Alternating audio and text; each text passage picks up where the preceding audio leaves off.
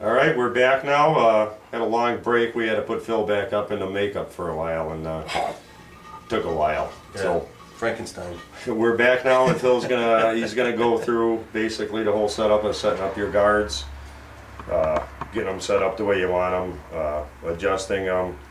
We're gonna get into the oiling of the blades, the tuning of the blades, turning your blade lip up and down, and here we go again. We got our gloves on, so we're all safe. And Okay. What we'll do is we got a few things here. First thing I like to do is with my blades. I'm not a WD-40 fan. Motor oil is by far and away the best thing there is. I like to use a little paintbrush, a little dish of oil, and that's what I use to hit my blades up with. Anytime I'm doing any adjusting and after I'm done fleshing. We're going to go through a couple little quick things here. These are steels. Everybody's familiar with these. These are basically the ones that come with this machine. These are probably case hardened. those are the carbide steels. Carbide steels. Okay. They're not the ones that come with the machine. Oh, they're not. Okay. Now these are mine, and you can see that they're broke off and whatnot. But these are tungsten steels. These are the ones that are a little bit harder than these, but they do the same purpose. Mine, I just had to the reason why that's bent is I just had to replant it and heat it up, but it actually is kind of handy. So you have that. Sometimes some guys have been discussing about what they could use to hit the blade if they happen to hit a nick or something else. This is nothing more than a diamond type stone that sharpens fish hooks or small blades. This I've used on occasion. I don't recommend it too much because if you're not really familiar, you could end up damaging your blade. But if you're in a pinch and you try to get some capes done and you got a bad blade, then by all means, go ahead and try this, or maybe 200 grit sandpaper. Any of that will help put a new edge, get you to finish the day out, and then maybe get you to exchange your blade or get it sent out and reground. First thing we're going to do is we're going to look at the blade to guard gap reference here. What you'll see here on this, and I'll use this just to point. I generally like to keep the blade, maybe a steel apart in the back. So the guard will be about a steel's width away from the back of the blade. I don't know if there's any advantage to moving it way out or moving it super tight. Once you get going, it's going to work no matter what. Scott's got a little bit of a little situation on his machine here that we noticed, and I'm just going to bring it out because once you get your machine going, you should always go and double check your machine. Make sure all your adjustments are tight, make sure your guards are right, because you don't want nothing moving in the process of shaving, because all that's going to do is give you a really bad cut. Scott's got a loose post here. This post right here is embedded inside the machine, and then it's set in place with a lock nut. He's got something going on here. As you can see, that post is really loose. Okay, your machine, you should not have movement like this in your machine. These are expensive products. It shouldn't be doing that, and we are not in a position to take the machine apart and get at it right now, but we need to adjust that or fix that at a later date. Make sure that's right. I'm going to probably jump in, my head's going to get in the way here, and I'm going to look down the machine and see he's got a little bit more of a gap in here than he does up here. That we can adjust by moving the bottom here. The good thing about the Dakotas is they do have, is this the right one, dude? Should be. It's not. I don't think this is the, oh, there we go. Yeah, there you go. You need new glasses. Yeah, well, I use those to read. So what we'll do is the Dakota, you loosen up that Allen, and then this Dakota is moving it with the wheel. So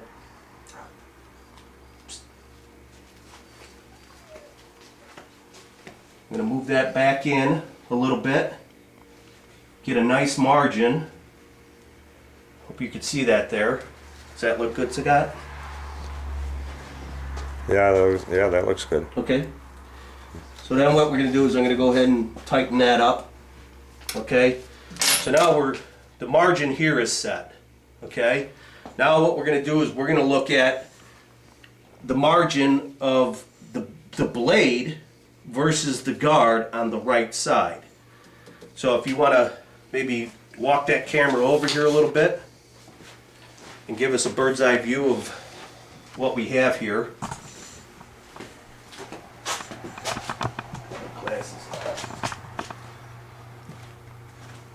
Okay, what we want to do here is we're referencing the blade that's visible or not visible to this guard.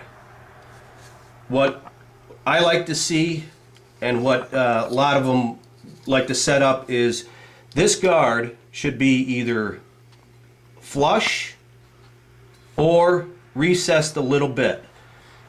We don't want it way far back, and we don't want it way far out, because that's gonna affect the depth and type of cut you're gonna be making.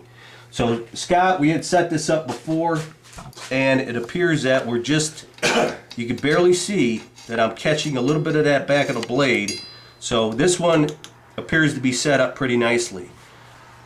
One part of this is depending on where your power stroke is on this flesh, is you're going to have to adjust the guard and the blade according to where you like to run your hide. Some people like to work the bottom part here. Some people work this part. Some people work straight on. Okay. This is Scott's machine, so it's set up the way he likes, what power stroke he likes, and you can see it's basically right down the middle here. Basically, I have it set up so I take a lighter cut at the bottom. Then when I want to get into a deeper cut, I can move my height up and down, and I can go higher up on the blade to take a deeper cut when I need to. Or smaller mammals, thinner skin animals, I can keep it down on the bottom of the blade.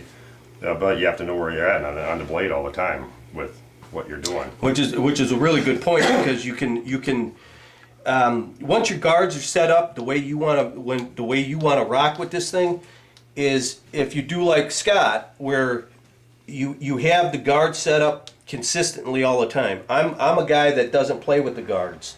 Once my guards are set up, they're basically set up. After that, it's lip tuning.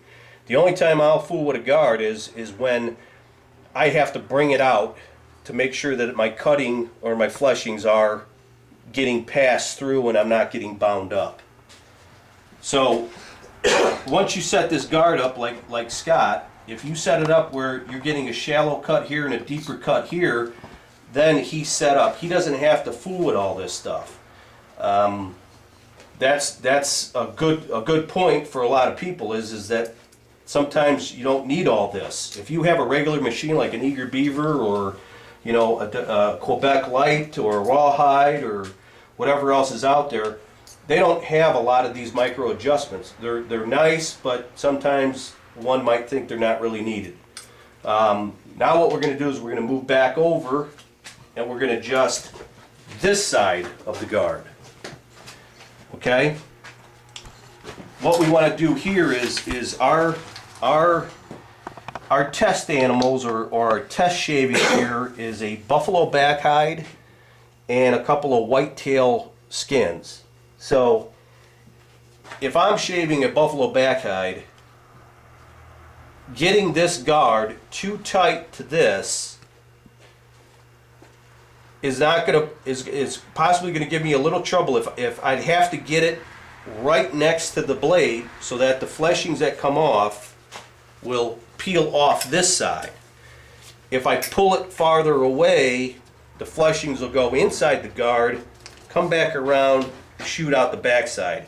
This is a little thing we just brought in to cover this up. Scott